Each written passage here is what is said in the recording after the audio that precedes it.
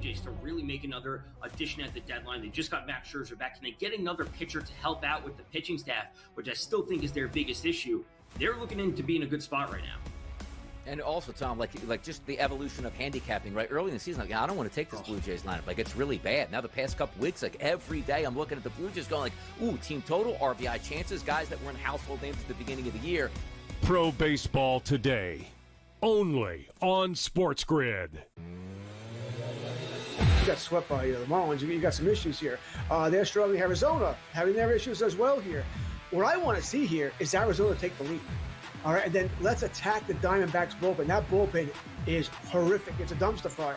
All right, that bullpen is that bad. Hit it a couple times over the weekend. Once they're up, hit the bullpen. That bullpen's going to blow the game. That's a great in-game bet for the against the Diamondbacks. In-game live, only on SportsGrid. I will keel over if they trade LeBron James to anyone. He is not leaving Los Angeles with all of his entertainment company, production studios, movies, TV shows, podcasts, everything that he does. This guy is stuck there like glue for the rest of his life. He's not leaving Los Angeles even when he's done playing. Pharrell Coast to Coast, only on SportsGrid. I would be looking to get him in dynasty or keeper leagues. If I'm out of a league and I'm looking to rebuild for the next years ahead, that's where I'm looking. Yuri Perez is a special young pitcher that we're going to be talking about in that Paul Skeens, in that Tariq Skubal, in that grouping of guys. I think he can be that good. He's only 22 years old. He's the boy. So you're getting a situation here where Yuri Perez eventually is going to grow into that man of a pitcher. Fantasy Sports Today, only on SportsGrid.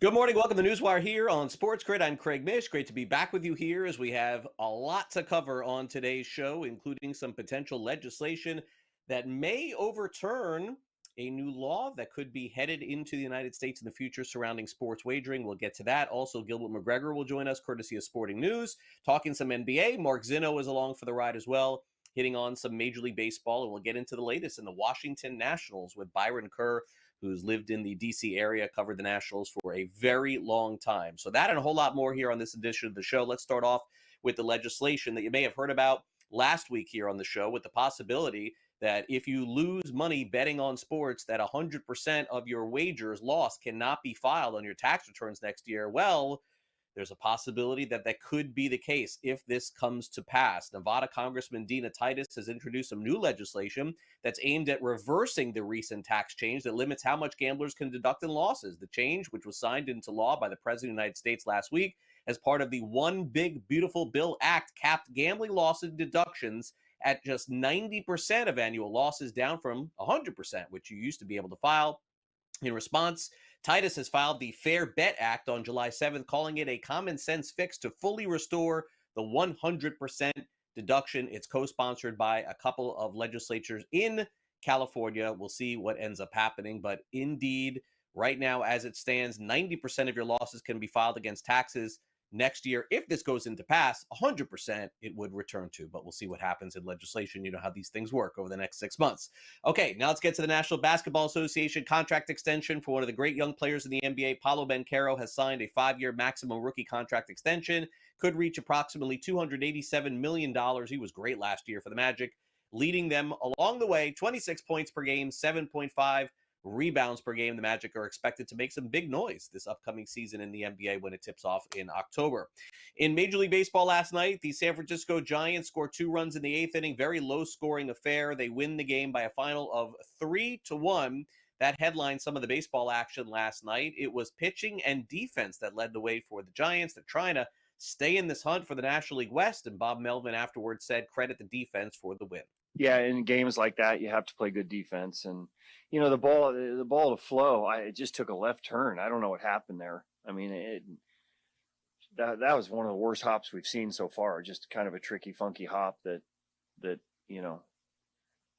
not, you really can't explain that. And I don't think they gave him an error for it, as they shouldn't. But, other than that, played really clean baseball, and you have to when we're not scoring many runs, and you got pitchers on that, like on the mound, you got to hold them down. And, we got some contributions, Walk pitched the beginning, Lucchesi pitched the beginning. So, with Miller down and Rodriguez not available today and Bivens down, Lucchesi got a chance to go out there and do it and did a nice job with that. And, we pitched and played defense. Toughest run of the season for the Los Angeles Dodgers, without a doubt. Here in the month of July, they lose again yesterday to the red-hot Milwaukee Brewers. Freddie Peralta, 6 shutout innings in the game yesterday. Disappointing start for all-star Yoshinobu Yamamoto. It was a 9-1 final. Andrew Vaughn became the 5th player in franchise history and first in 2006 to homer in his first plate appearance with the team. Remember, Vaughn came over in the trade with the White Sox. But here's Dave Roberts on Yamamoto's struggles in his start last night against Milwaukee. Dave, when you look at just Yoshinobu's performance today, what did you think was missing for him to get the pitch count up so high and ultimately unable to get through that first inning? We had a chance there to, minimize damage or get out of that inning, actually, with the Vaughn at bat. And I think we went to the well one too many times with the slider.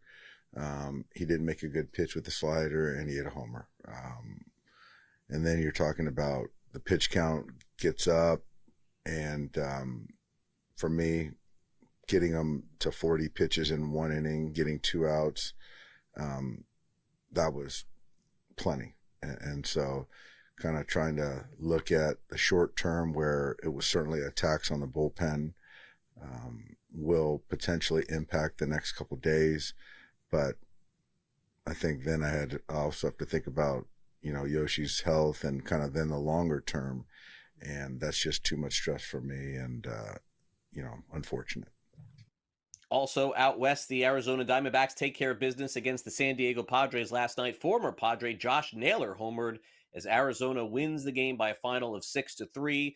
On the side of the Padres, it was the 2,000th hit for Manny Machado, who would appear to be in the future having a shot at 3,000. Who would have ever thought that? Machado talked about the accomplishment in the loss last night.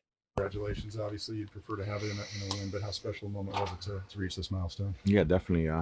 It's special and, honored to be a part of that list and, accomplish something pretty special. So, definitely would have wanted the victory, but, stepping away from that, it's kind of pretty cool. Pretty meaningful that you're able to do it in front of the San Diego fans here. For sure. It's awesome. Do it in front of the home crowd is definitely a lot better. And, hopefully there's more. Yeah. This is something that only 1% of ball players that ever take the field get a chance to accomplish. I mean, this takes a certain level of excellence. It takes consistency. It takes durability. Which of those characteristics do you think stands out mostly to you, or is it the whole package? Oh man, it's hard. I think you mentioned it's hella hard. Trying to get 2 over the weekend or even for a week now. I mean, it kind of makes you realize how hard it is and how hard this game is. And to get 1 hit in the big leagues, it's very extremely hard. And let alone you look up there and you got 2,000 of them. I mean, that right there, you kind of just kind of notice how special it is and how special this game is. So yeah, man, it's pretty cool. In Cincinnati last night, the road warrior Miami Marlins win again, 5-1 final. Jansen Junk pitched a very effective game, and Augustin Ramirez homered again. Miami's won 10 straight games on the road this season and have won 11 of 14. Now let's get to the Toronto Blue Jays. They've been red hot, and it continues last night. They beat the White Sox 8-4. Folks, they've won 9 games in a row. It's the longest win streak since they won 11 back in 2015. Joey Loperfido hit a home run in that game. Detroit stays hot as well. They win their 4th straight game over Tampa Bay, 5-1 the final. The Tigers are now 58-34 on the season, and AJ Hinch again crediting some of his defensive play to the victory. I hope so, because I think the reputation should really be about how we go about getting to the ball. part of giving us a chance to throw these guys out is to stop them from even going because we get on the ball really quickly. I think George and Post have done a really good job of making sure the players know that everything matters in a play like that. The only way that play happens is getting to the ball quickly. We talked about Wenzel Perez a couple weeks ago. The only reason it gets to it is because he plays it quickly off the wall. You know, Riley Green gets off the ball today and he makes the diving catch, which gets the applause. But the real play was his first step in being able to get to the right route to give himself a chance. So that's the baseball answer. Strategically, we have a big outfield, so we're going to get tested more than most because it's Comerica. But if we handle the ball, we give ourselves a chance. Cleveland Guardians losing streak ends at 10. Jose Ramirez, 3 RBIs. Guardians beat the Astros 7-5. And also Nolan Shanuel drew a bases-loaded walk. How about that? Angels beat the Texas Rangers final 6-5 in that game. All right, coming up next, NBA free agency seems to have come and gone pretty quickly here. Will there be any more moves, any more trades to talk about? There have been some over the last 48 hours. We'll get to that with Gilbert McGregor, Curtis Sporting News. Also dive into the contract extension for Magic's Paolo Banchero. You're watching NewsWire here on SportsGrid. We'll take a quick time out, talk some NBA off. We return after this.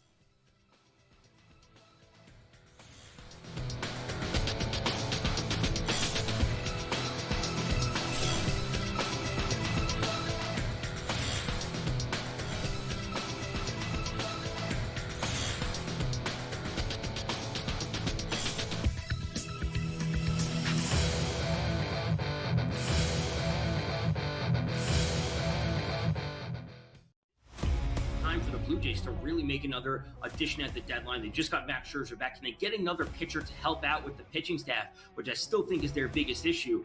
They're looking to be in a good spot right now.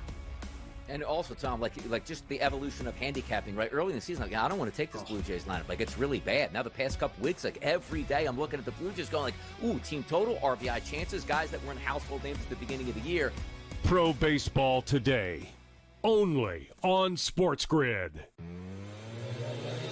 Got swept by the Marlins. You got some issues here. They're struggling. Arizona having their issues as well here. What I want to see here is Arizona take the lead. All right, and then let's attack the Diamondbacks bullpen. That bullpen is horrific. It's a dumpster fire. All right, that bullpen is that bad. Hit it a couple times over the weekend. Once they're up, hit the bullpen. That bullpen's going to blow the game. That's a great in-game bet for the against the Diamondbacks. In-game live, only on SportsGrid.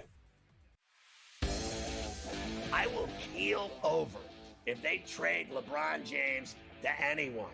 He is not leaving Los Angeles with all of his entertainment company, production studios, movies, TV shows, podcasts, everything that he does. This guy is stuck there like glue for the rest of his life. He's not leaving Los Angeles even when he's done playing. Pharrell Coast to Coast, only on SportsGrid. I would be looking to get him in dynasty or keeper leagues. If I'm out of a league and I'm looking to rebuild for the next years ahead, that's where I'm looking. Yuri Perez is a special young pitcher that we're going to be talking about in that Paul Skeens, in that Tariq Skubal, in that grouping of guys. I think he can be that good. He's only 22 years old. He's the boy. So you're getting a situation here where Yuri Perez eventually is going to grow into that man of a pitcher. Fantasy Sports Today, only on SportsGrid.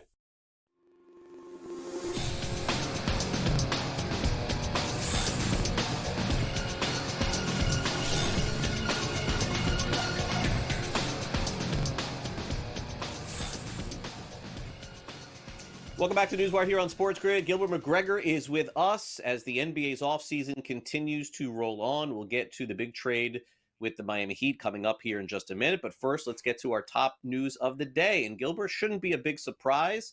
Paolo Banchero, who has been so good for the Orlando Magic. I know that they're hoping for really big things this year. They want to take that next step. This was just a matter of when, not if. The numbers are $287 million, which is allowed under the rookie contract max. And look, Magic fans will be happy with this. I mean, it's going to have to work for them on the court, Gilbert. I mean, that's the bottom line. If Magic are expecting a next step, will they be able to take it with the roster currently assembled? Absolutely. It's much deserved for Paolo Banchero. He'll be 23 years old next season, already has an all-star selection under his belt. And he's a guy who we've seen you can build a playoff team around. And the Magic have taken that seriously this offseason. Move to bring in Desmond Bane was the big one, obviously. And hopefully health will be the big thing for him. Paolo Banchero and Franz Wagner both dealt with some core injuries last year, and that kind of set that team back. But now the Eastern Conference is wide open. You're betting on your 23-year-old to lead you to the promised land. He said, "Now let's go get a championship," is what he said yesterday. So that's lofty goals, but in the Eastern Conference, that's going to be wide open. As we've discussed before, the Magic have just as good of a chance as anybody, and Paolo Banchero is definitely at the forefront. Definitely so, and I think the Heat's friends to the north in Orlando may end up, having better projections than Miami. So Miami had to act and do something, and so their action this offseason, at least the primary one, has been acquiring Norman Powell to add to, sort of replace Jimmy Butler. I know there's no replacing Jimmy Butler, and honestly, on paper, I think Gilbert, South Florida fans of the Heat are happy here, but they just simply don't feel like the job is done. Do you think that the Heat needs to do more at this point? I know Powell had a nice year last year.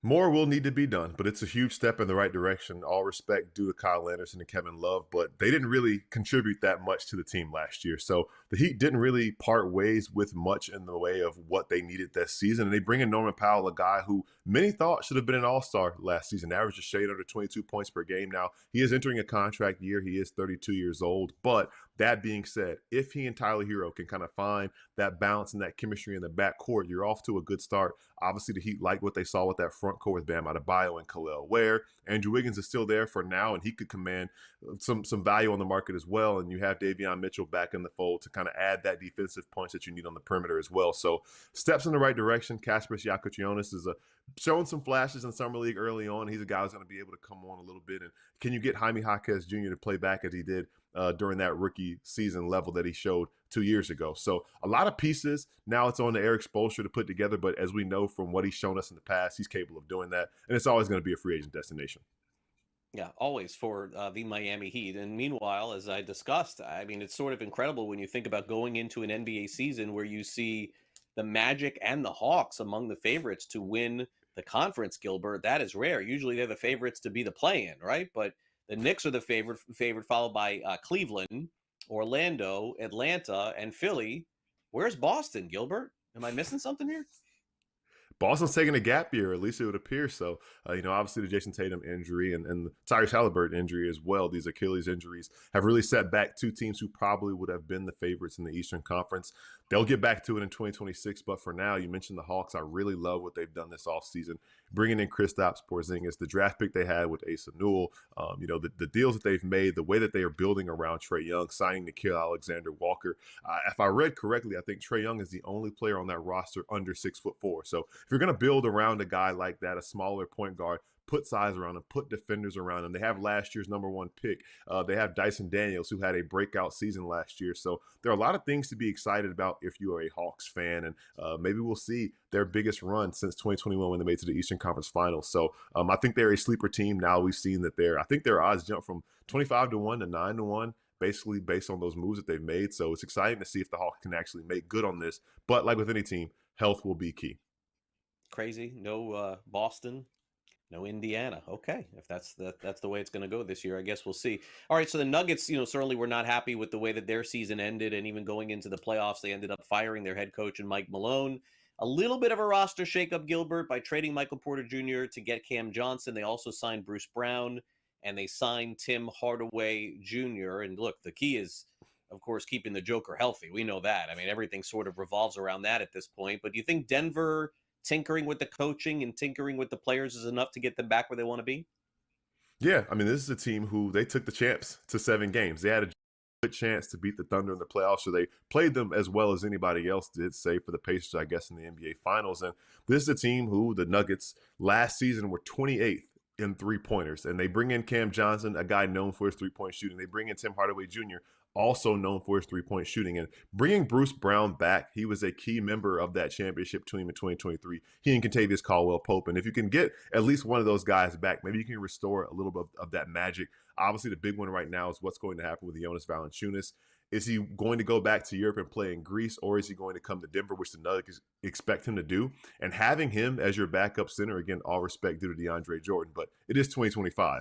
Having Jonas Valanciunas as your backup center will be huge for this team and a big improvement for this Nuggets team to really stay towards the top of the Western Conference, because I think they won 49 or 50 games with those flaws. So they fix those flaws and improve in the margins. I think they'll be a team expected to maybe take down the Thunder this time around. Can you explain the story with Valanciunas? It seems a little bizarre here that maybe he wanted to leave the NBA, but apparently didn't communicate this in the right way. I know he's not like super crucial to the Nuggets, but what's going on here? It's a little curious situation. I think he has more guaranteed money to stay in the NBA, actually, but it seems like he's just primed to go back to Europe. He's from Lithuania, wanted to play in Greece. They were offering him more money over more years, but he can get more money up front to stay in the NBA. I think ultimately he's contractually obligated to stay here, and if the Nuggets don't comply with buying him out, he has to report to the Mile High City. So I expect him to, unless something gets ugly. But for now, it seems simple. Let's drop in a couple of WNBA games before we go here, because one starts in 10 minutes here. We've got the Sky taking on the Mystics. Mystics are 6.5 points, total of 160.5. Any opinion on this one before they tip? A rare day game today, Gilbert.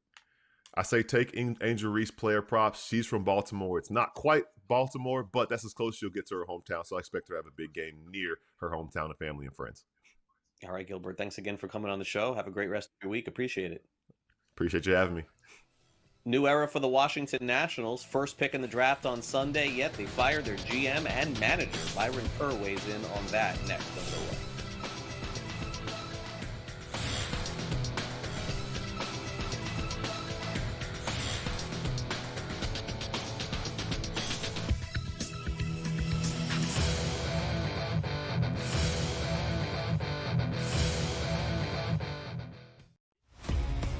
Blue Jays to really make another addition at the deadline. They just got Max Scherzer back. Can they get another pitcher to help out with the pitching staff, which I still think is their biggest issue? They're looking to be in a good spot right now. And also, Tom, like just the evolution of handicapping, right? Early in the season, I don't want to take this Blue Jays lineup. Like, it's really bad. Now, the past couple weeks, like every day, I'm looking at the Blue Jays going ooh, team total, RBI chances, guys that weren't household names at the beginning of the year. Pro Baseball Today, only on SportsGrid. You got swept by the Marlins. You got some issues here. They're struggling. Arizona having their issues as well here. What I want to see here is Arizona take the lead. All right, and then let's attack the Diamondbacks bullpen. That bullpen is horrific. It's a dumpster fire. All right, that bullpen is that bad. Hit it a couple times over the weekend.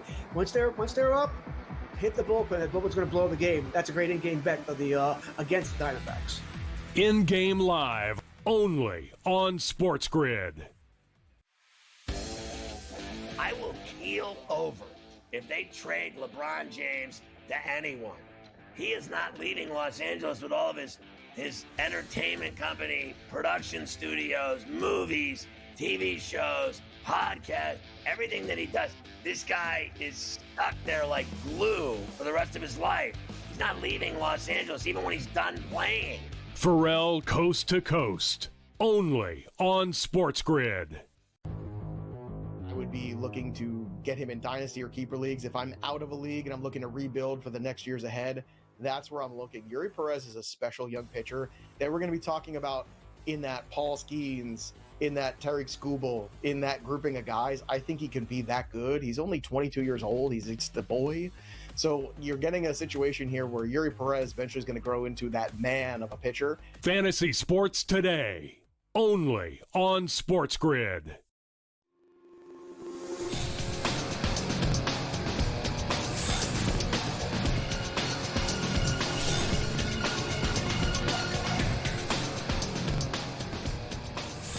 Major shakeup in Major League Baseball ahead of the Major League Baseball draft and the All-Star game with the Washington Nationals. For the very latest on that, let's bring in Byron Kerr.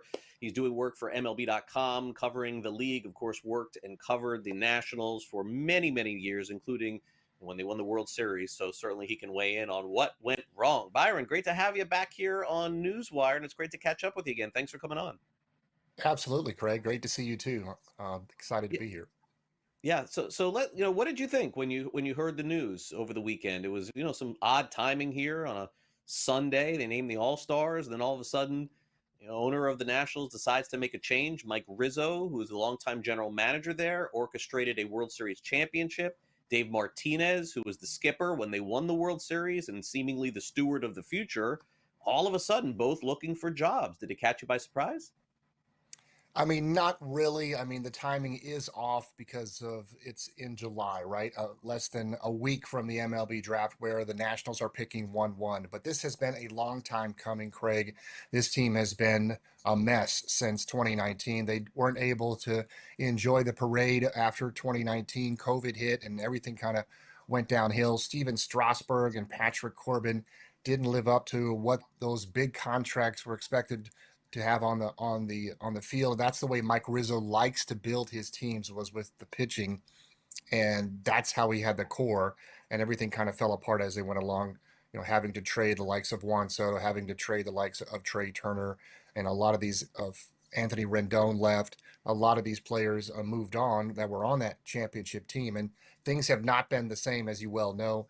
They have been above 500 only 6 days in the last 6 years. That is unbelievably bad for this team. And, it kind of got to the point where it seems like, it was on cruise control, that the owners weren't willing to spend any money on big time free agents. They certainly, with Mike Rizzo's tutelage, were able to figure out what to do. In the Juan Soto deal, they weren't able to pay him here, so they moved on to the Padres and got James Wood and Mackenzie Gore and a host of other great prospects. So they have gotten some good players back in that deal. But it's just, every time, as you said, I've been working with MLB.com, and a lot of times that means I'm working for the other team. So last week I was working for the Tigers and the Red Sox, and you see how much talent these teams have compared to what the Nationals have. The Tigers had a doubleheader against the Nationals, and they kept out, half their starters in the first game, and then they kind of had their B team out there. They still were able to beat the Nationals anyway. So it just gives you an idea of where this team is at, and how frustrating it has been the last 6 years, because it really doesn't seem like Mark Lerner is hands-on anymore, Craig. And I think that's a major problem with this team. My assumption is Mike Rizzo goes to Mark Lerner and says, hey, let's go get Alex Bregman. Let's go get Gleyber Torres. And the front office is saying, no, we're not going to spend the money. I want you to build up the prospects. I want to go that direction. And you can't just do it one way, as you well know in all your experience. You have to have free agency. You have to have great trades. You have to have great prospects. And they just haven't been able to do that in the last 6 years. Yeah, and I think, Byron, I don't know, you tell me if it's accurate or not. And by the way, Mike Rizzo's scouting background like no other in the history of Major League Baseball. He's up there with a lot of those, and he did make that trade that we thought changed the franchise with Juan Soto, because they got Gore and Garcia and Wood and Abrams. It was an incredible trade. The criticism is, Byron, fair or unfair, is that's it. He's done nothing other than that as far as developing young talent, getting players to the big leagues. And, at some point you got to come out of a rebuild. Are those statements fair? I mean, I think they are. There's a lot of truth to them. I spoke to Lucas Giolito when he came in pitching for the Red Sox. He was traded by the Nationals, and he looked to me and actually obviously remembered me from his time with the Nats, and he was pitching so well now with the Red Sox. And he says, I said, was it fun to be back in Nats Park?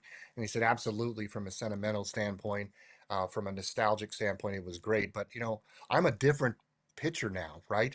I don't have that long arm action I had when I was with the Nats. And that made me think, Craig. It was like, what kind of development was going on, with pitchers like that. You see guys like Robbie Ray move on and pitch better when they leave the Nats. So absolutely, development is a major part of this new GM's responsibility, new manager's responsibility, because it seems to have been lacking with this team in the last 5 years. Yeah, and Byron, we simply don't know with the interim tags on the GM and manager who that's going to be. But my guess is the Lerner family is going to have to get together and solve that pretty quickly here going into the offseason. Thanks again, Byron. It's great to catch up with you, and we'll follow your work over at MLB.com as well. Thanks for coming. Thanks, Greg. Good to see you again. All right, we'll take a break. Joe Pisapia joins us next. We'll hit our fantasy football talk right after the break.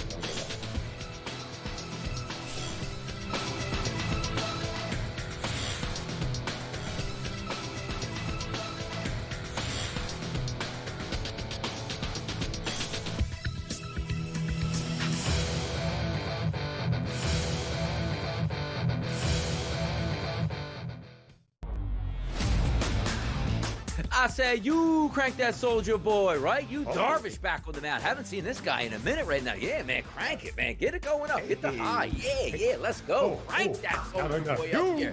Yeah. I mean, come on, man. That was big back then. Where were you? Senior high school? Or maybe even in grade school? Dude. Bar mitzvah slate. In the bar mitzvah slate each and every weekend. The young Benny Steve was out there hitting it. The Early Line, only on SportsGrid. I mean, Houston beat the snot out of the Dodgers, 18-1. And this is what happens here. Oral Hershiser doing the game for the Dodgers brings up the cheating scandal, going, they must know the science because they're hitting curveballs that they know it's coming. It's like, oh boy, does he really want to go down that rabbit hole again here? I think this is one of those nights where they got destroyed. Yeah, hey, it happens in baseball here. But just found that an interesting comment by Oral Hershiser. Start bringing up the cheating scandal again. Fantasy Sports Today, only on SportsGrid. 5-year contract. It's just, I bring it up only because who cares, Scott? It's just mine. Jaren Jackson Jr., good player. Don't get me wrong. $50 million a year. You know, we all bitch and complain about the Juan Soto deals and the Ohtani deals, and you get guys like Jaren Jackson making $50 million a year. In-game live, only on SportsGrid. Tony Gwynn had 107 career at-bats against Greg Maddux. Never struck out once. Oh, that's nuts. In 107 times. 107. Cam, if you took the modern player and said, are you going to face Maddux 107 times in a row? Like Vlad Guerrero Jr. and these guys, they'd strike out like 62 times type thing. Exactly. They'd be like 80 times. They'd be like whiffing. Sports Rage tonight, only on SportsGrid.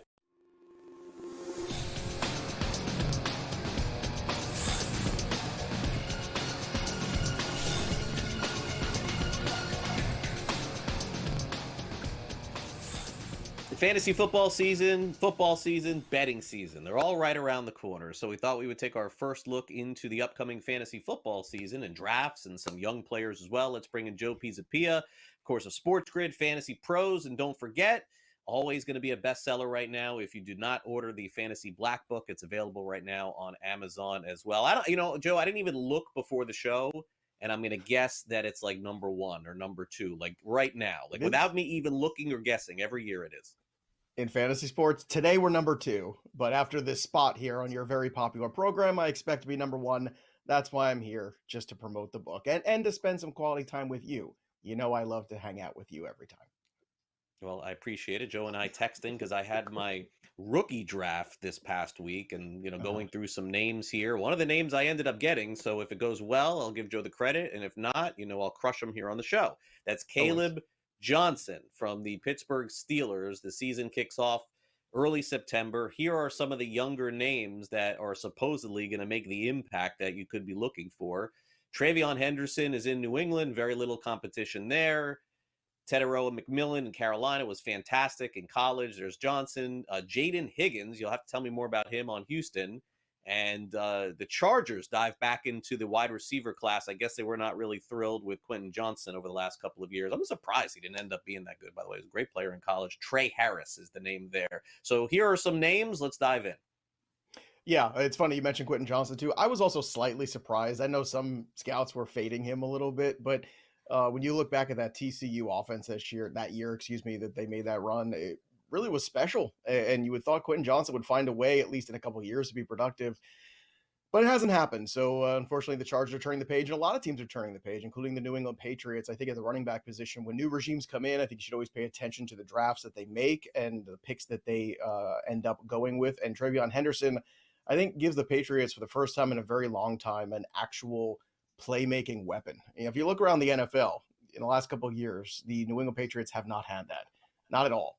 And they haven't had a lot of team speed on top of it. And the knock on Henderson, people will say, well, he's not a workhorse, 3-down kind of back, which I kind of disagree with, especially if you look at the success James Cook had last year with the Buffalo Bills. I think he fits very much into that mold. I think he might even be a better version, actually, of James Cook in a lot of ways. Yeah, he's a very good pass protector, so he's going to be out there on 3rd down. And I think the point that I'm going to make is, when you look at Drake May's evolution here coming forward this year with Josh McDaniels is offensive coordinator. You know the Patriots offense in the past has been very, very profitable in PPR leagues with running backs, whether it goes back to the old days of Kevin Falk all the way through the James White years. That's a position that you could covet. And you can pretty much count on some solid RB2 productivity, if not more, depending on the running back and depending on the season. Now, he's being drafted as a 25th running back overall right now. And I think that's kind of a farce, especially in PPR leagues, because he is going to be on the field a lot. He is going to get those very important receptions. He's got playmaking ability, so he only needs to touch the football a few times to have a big breakaway game. And then on top of that, that playmaking ability leads to scores. So with Drake May, a real offensive coordinator, year 2 together here, I think this Patriots offense takes a step forward. And I think TreVeyon Henderson is going to be a very big part of it. And right now, he's not even being drafted as an RB2. He's right outside of that grouping. So I think he's a really interesting buy this year in redraft leagues. Let's go to some veterans here that may not be going in the first couple of rounds and dive into some of Joe's likes going into the season. Terry McLaurin, that's an easy one for Washington. Chuba Hubbard has got a little competition going into this year, but really that hasn't faced him the last few years. Whoever they've had or brought in, he's always been better than what they've had. Cortland Sutton, wow, is this 2022? Okay, Cortland Sutton's back another season again. Mark Andrews has something to prove. We know that. Stephon Diggs, boy, what an offseason this guy has had. Just stay away from the boats, right, Joe? No, yes. Oh, that's a good note for all NFL players.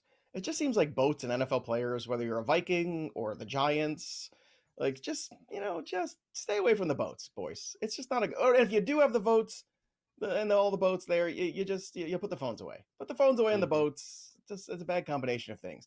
But yeah, there's a lot of value there to be had. Mark Andrews last year, after week 7, had more touchdowns than any other tight end. He had 10. I think people forget that because he started off so slow. And after week 7, he was also tight end 4 in fantasy points, only behind Brock Bowers, Trey McBride, and one other guy. So you're looking at a value that I think is really skewed, where people, remember the horrible start to the season. He had a car accident he was involved in training camp. He was slow to start the year. Isaiah Likely had that big week 1 game, and then everybody kind of forgot, I think, a little bit about Mark Andrews. They got frustrated with his lack of productivity. Then he absolutely went off in the second half, but the last memory people have is him dropping that ball in the end zone in that big playoff game in Buffalo. And that's, one of those things. He's moving backwards. It's in bad weather. He missed the ball. He's been that red zone target for Lamar Jackson as long as he's been there. And I'm a guy who is looking and investing in the Ravens to go to the Super Bowl and win this year finally. I think this is the Lamar Jackson year. I look at the AFC, where you have the Chiefs taking a step back. The Bills are always going to find a way to lose, in my opinion. I don't think the defense is there for the Cincinnati Bengals. The most complete team and the most continuity is the Ravens. So I think from a fantasy perspective, investing in them is very bright. Also, Mark Andrews, I think, is a great value, being drafted basically as tight end 6. But really, he could even be tight end 3 if you consider how good his season was last year and how bad the start was. You mentioned Cortland Sutton, another guy, too, that I think is being undervalued. Last year, Cortland Sutton was wide receiver 13 in half PPR leagues. He had 81 catches, 1,081 yards, and 8 touchdowns. And that was with the first year of Bo Nix, which also, I want to remind everybody, started off pretty poorly. I know they brought in Evan Ingram, but he had terrible health issues last year. He's not a lock. I know RJ Harvey's there. I know there's a lot of pieces that us fantasy nerds are excited about, but I'm not sold on any of them integrating themselves into the offense very quickly. I know what Cortland Sutton is. I know how productive he was last year. And if you look at where he's going as wide receiver 23. So almost a wide receiver 3 you can get Cortland Sutton at, but he's the number 1 on his team. I think that's an extraordinary value. Terry McLaurin annually gets undervalued. He was undervalued last season too. Why? Because he had a rookie quarterback. For the first time ever, he was slated to get 925 and a half yards, right? That was his prop. I could not bet that fast enough, Craig, because Terry McLaurin gets 1,000-yard receiving seasons with some of the worst quarterback play you have ever seen in his career. And then you got Jaden Daniels dropped in there. So again, Terry McLaurin, another one I think is being undervalued, underappreciated. And then going back to those rookies for a second too, just kind of looking at some of those names on that list, Tedero McMillan is another one where I think there was just prospect fatigue. He was so good. He was the top wide receiver of the class. And then eventually people just sort of, maybe he's not. Maybe this guy is a little better. Or maybe Travis Hunter because he could do too many things, all that stuff. McMillan finds himself in a very interesting situation with Dave Canales as the head coach, who has fixed Geno Smith, fixed Baker Mayfield, and fixed Bryce Young 3 consecutive seasons. That's very impressive. And Ted McMillan is clearly the best wide receiver talent on that team. He is going to be the alpha dog right away. He could have a Brian Thomas Jr.-esque kind of season where people undervalue him on a quote-unquote bad team. But look at the season BTJ had, and look at the season Ted McMillan might be able to have, and I think that's an extraordinary value going into the season. Yeah, fair comp. McMillan also so good in September and October, and then the team wasn't that good. Well, they were actually pretty good. They covered a lot. The Panthers covered a ton. I'm thinking the they last were actually much better. They were much better last year than I thought they were going to be. Now that I think about it, just shows you how far behind I am on my fantasy football prep.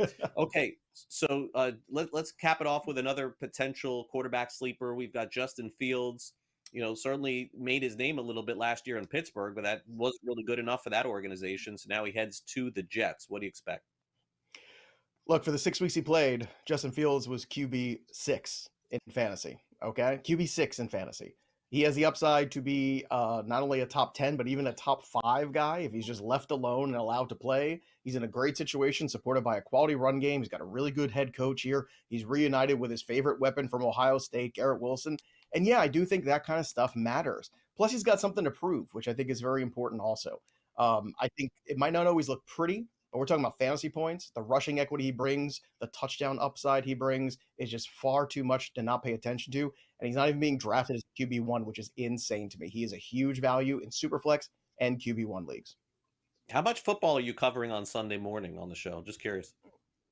Starting next week after the All-Star break, I think we're going to be at least splitting, and then August, baby, it's football season. Fair enough. All right, Joe. We'll see you this weekend. Thanks again.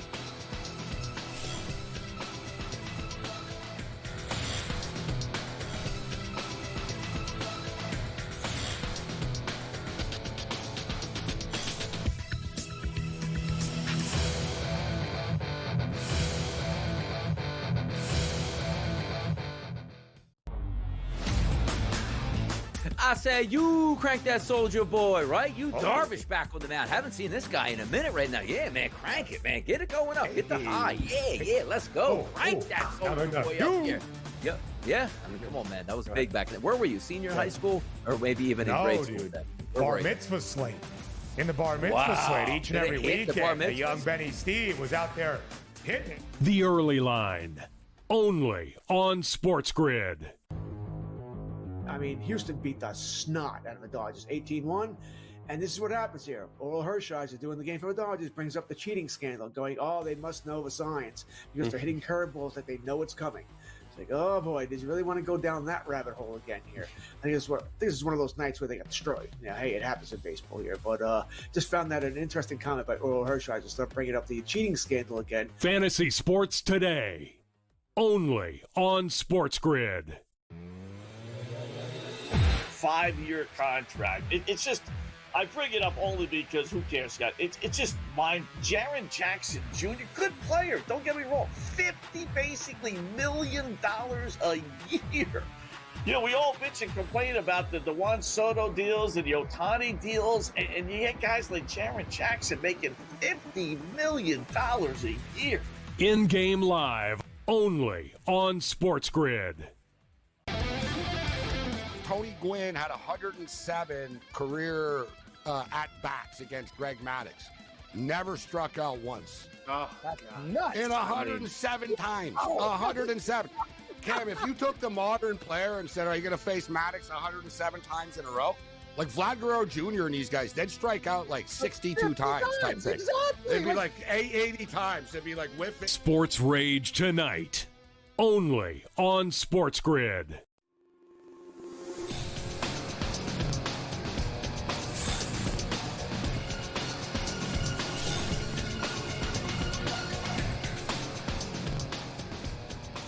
Welcome back to NewsWire here on SportsGrid. Time to dive into the latest in Major League Baseball. Some teams up, some teams down, and certainly some streaks going on right now as well. Let's bring in Mark Zinno of SportsGrid for the very latest. And Mark, let's talk about the red-hot Toronto Blue Jays. My gosh, are they playing some great baseball, great pitching performances? George Springer seems to be dialing it back to the old George Springer as well. And all of a sudden, they're one of those teams that are giving the Yankees and Red Sox and Rays fits at the top of the division in the East. Yeah, well, the other thing that they're doing better than anybody else in baseball is not striking out.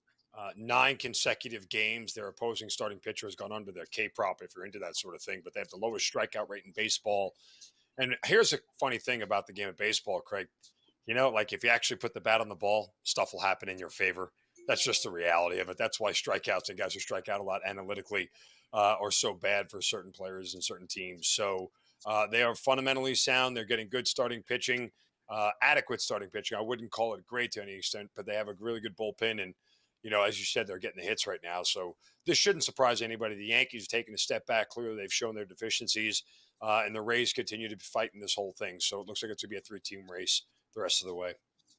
Yeah, 89.5 now is their win total, and their odds have gone significantly tighter to plus 125 to win the American League East. Winning the AL would seemingly be a little bit of a long shot, but you never know. And to win the World Series 22-1. And Mark, the other part with Toronto, as we put the bow on this, is that that's a team starved for winning, right? Like you can imagine in a couple of weeks, they're going to be scouring to see what they can pick up here at the deadline. Yeah, again, I don't see any sign of them slowing down. You know, I think that that's a team right now that, you know, starting to get healthy again. That's the biggest part. I think a lot of the acquisitions they had made with Santander and other guys who aren't healthy, they're healthy now and they're hitting and they're playing. So I fully expect Toronto to be in this thing to the end. Rays and Tigers play yesterday. Tigers pick up a win. They seem to do it the same way every day, Mark. They score 4 or 5 runs, sometimes 2, sometimes 3, but they always get good pitching and they always get good relief and defense as they pick up a win yesterday. And Tigers have now, you know, firmly moved into the favorites to win the American League as well. They're plus 260. I mean, this was really close with the Yankees a week ago, but now Detroit is the prohibitive favorite to win the pennant. Well, the Yankees are mispriced for the better part of a month and a half. Detroit always should have been the favorite. They're the best team in the American League by a clear margin. I don't think anybody's debating that at this point in time. However, I will tell you, I kind of like the Rays today in the game against them. Jack Flaherty has not been good. Ryan Pepio has been pretty consistent across the board. And get this, Craig, just 2 of the 16 home runs he's allowed this year have come on the road. So at Steinbrenner Field, he's not so good. On the road, he keeps the ball in the ballpark, keeps his team in the game, and this is a Rays team that can really hit. So I expect the Rays to bounce back here in the second game of this series. Yeah, Houston, as we just showed, plus 350. They lost yesterday to Cleveland, but, I mean, Cleveland is not lose every game the rest of the season, I don't think. Jose Ramirez hits a home run. I got to tell you, you know, Cleveland hung in there for a while until July, but I think probably they've reached the end of the – and look, there's a long season to go, and they could, you know, roll off wins and losses here, but very hard to come back from losing 10 games in a row during any point in the season. Yeah, I mean, Cleveland's had 2 problems. One, they're one of the worst hitting teams in baseball. The second worst average behind the White Sox in all of Major League Baseball this year. That's a problem. And 2, their bullpen has fallen off. What was their strength last year, which made them so good, is that they shortened the game for their starting pitchers. That's not the case. Their bullpen's getting beat up this year. You know, the starters that they had last year that were good, whether it was Bybee or other guys in the rotation that were above average, they've all been very below average this year. It's kind of fallen apart for the Guardians pretty quick.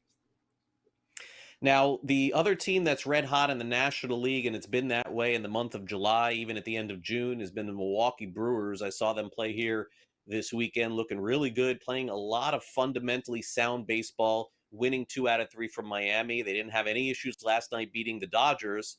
And, I mean, the pitching factory just continues. Woodruff comes back. He's pitching real well. Mizorowski's been well documented as a rookie, too.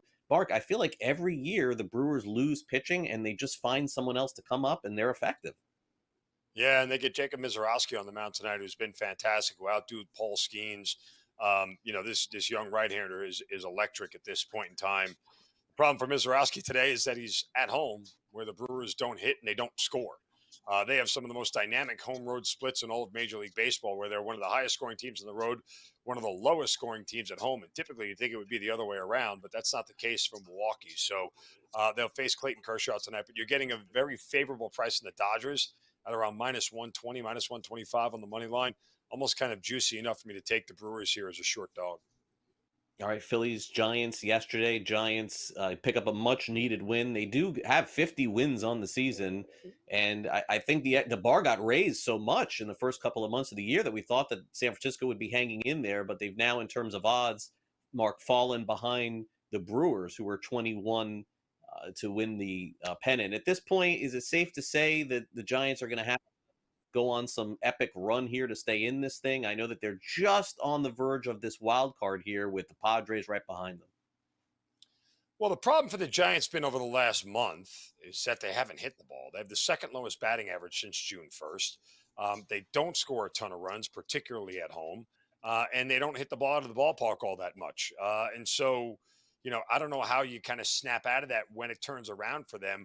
I know they got Rafael Devers, but things did not improve much offensively since that trade. So they're probably going to have to make another acquisition at the deadline here to try and get better and stay in this thing. Remember, the 4-team race that is the NL West with all three other teams chasing the Dodgers and the Padres, D-backs, and Giants.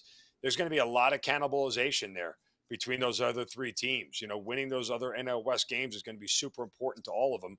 And not only that, not dropping games to the Rockies. That's the other thing. The Rockies could very well decide the NL West and how it shakes out by who they play within their division, because it's 13 free wins for the other opponent. You can't go less than 10-3 against the Rockies in the NL West this year. If you do, I guarantee at the end of the season, you're going to look at the schedule, to the standings, and go, see those two games right there? If they hadn't gone 7-6 against the Rockies, they might have actually been in a better position. In reality, that'll be the case. Yeah, definitely so. People were saying Rockies only going to win 20, 25 games. I mean, nobody does that in baseball. Eventually, they're going to get going. Rockies, they're not going to win 60. We know that, but they're definitely going to win a lot more than 20, which was a ridiculous notion going back a couple of months ago. Mark, great to catch up with you here on NewsWire. We'll see you again soon. Thanks again. Thanks, Craig. We'll take a quick time out here on NewsWire. When we come back next, is there a possibility Urban Meyer is headed back to college football? Also, an oldie but a goodie pitching for the Savannah Bananas. And we finally have another member of the Home Run Derby coming up next Monday. Big announcement. We'll tell you who next.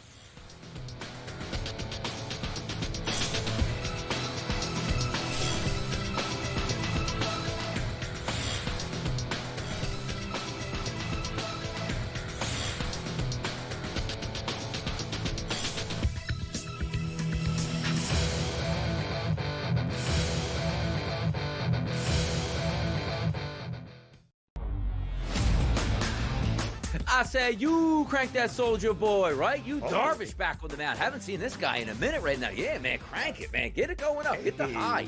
Yeah, let's go. Crank that Soldier Boy up here. Yeah. I mean, come on, man. That was big back then. Where were you? Senior high school? Or maybe even in grade school? Dude. Bar mitzvah slate. In the bar mitzvah slate each and every weekend, the young Benny Steve was out there hitting it. The Early Line, only on SportsGrid. I mean, Houston beat the snot out of the Dodgers, 18-1. And this is what happens here. Oral Hershiser doing the game for the Dodgers brings up the cheating scandal, going, they must know the science because they're hitting curveballs like they know it's coming. It's like, oh boy, does you really want to go down that rabbit hole again here? I think this is one of those nights where they got destroyed. Hey, it happens in baseball here. But just found that an interesting comment by Oral Hershiser. Start bringing up the cheating scandal again. Fantasy Sports Today, only on SportsGrid. 5-year contract. It's just, I bring it up only because who cares, Scott? It's just Jaren Jackson Jr., good player. Don't get me wrong. $50 million a year. We all bitch and complain about the Juan Soto deals and the Ohtani deals, and you get guys like Jaren Jackson making $50 million a year. In-game live, only on SportsGrid. Tony Gwynn had 107 career at-bats against Greg Maddux. Never struck out once. Oh, that's nuts. In 107 times. 107. Cam, if you took the modern player and said, are you going to face Maddux 107 times in a row? Like Vlad Guerrero Jr. and these guys, they'd strike out like 62 times type thing. Exactly. It'd be like 80 times. It'd be like whiffing. Sports Rage tonight, only on SportsGrid.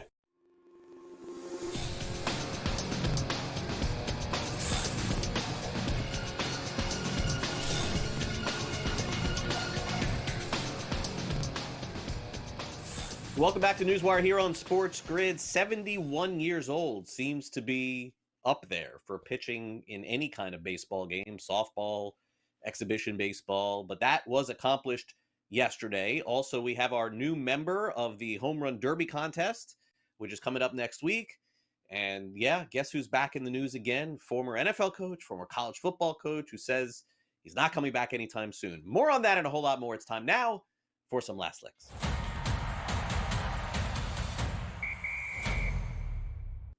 Well, here's a name you did not expect to pop up in the month of July as far as returning to college football. That is Urban Meyer.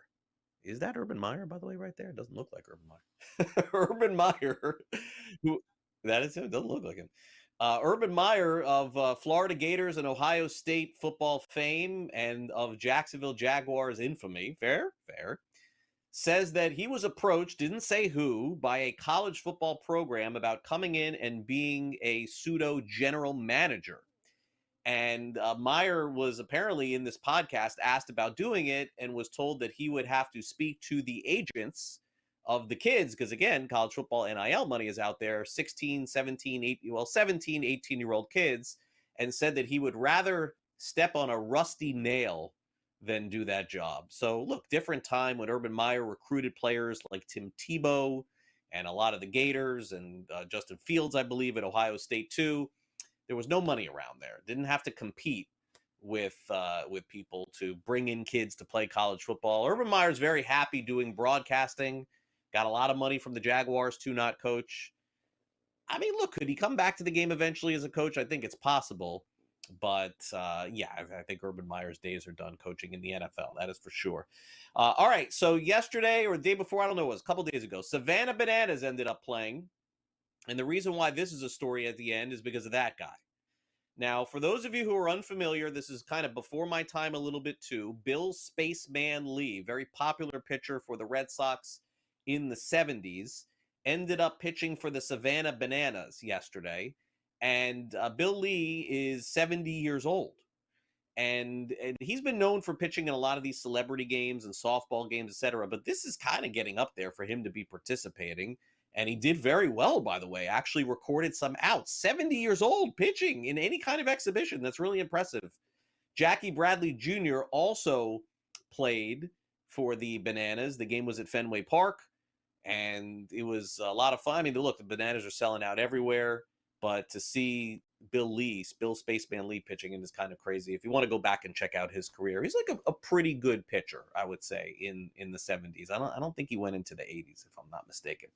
All right, finally, one of our friends here, he's been on NewsWire before. Byron Buxton of the Minnesota Twins has agreed to play and participate, not just in the All-Star game, but they really needed to fill this with the Home Run Derby. Buxton, they needed, by the way, some righties too. By the way, his son is also very excited, Brixton, who says that, Dad, if you do this, I'm going to bring you a towel if you do the Home Run Derby. And then right there, Byron Buxton said, okay, I'll end up doing the Home Run Derby. Now, if I'm not mistaken, we got two righties, right? If I'm not mistaken, we got Buxton and Ronald Acuna Jr. And I'm probably missing out on here on the lefties here. But I know Cal Riley's a switch hitter, so he'll participate as well. Oh, James Wood. He was the first one to agree to do the Home Run Derby. I know they're going to fill it, okay? I know they're going to have more people participate in this thing, but I got to tell you, we're like 5 days away from this happening. We still don't know the entire field. And the reason why is because it's very taxing on these players. A lot of players don't want to do it consecutive years. We saw Pete Alonso do it so many years in a row. Even he does not want to do it this year. But the field is solid. It'll be a fun time at the All-Star game. I thought I was actually going to be going this year, but things happen in life. Got to stick around. So that means I'm with you guys all next week, too, which will be fine. All right, that'll do it for our show today. Don't forget, coming up at noon, we got Smiley Kaufman, Scottish Open, getting ready to tee off tomorrow, followed by Pharrell Coast to Coast. And then Front Office Sports today. Game time decisions tonight with the latest recaps in the WNBA game, which is already underway, and the one this evening, followed by in-game live game day. And then Gabe will be on Sports Rage tonight. Thanks to Mark Zinno for coming on the show. In addition, Gilbert McGregor from Sporting News, Byron Kerr from MLB.com. And thanks to all of you for watching our program today. Don't forget you can stream us 24 hours a day, 7 days a week by downloading the SportsGrid app. Take out your phone. You're used to scanning QR codes, I would assume by now. Go ahead and do it. We're going to take that off your screen in about 5 seconds. Well, less than that, 3 seconds. Luke took that down quick. Thanks, Luke. Thanks, Frank. I'm Craig. See you tomorrow for our next edition of NewsWire. Have a great day.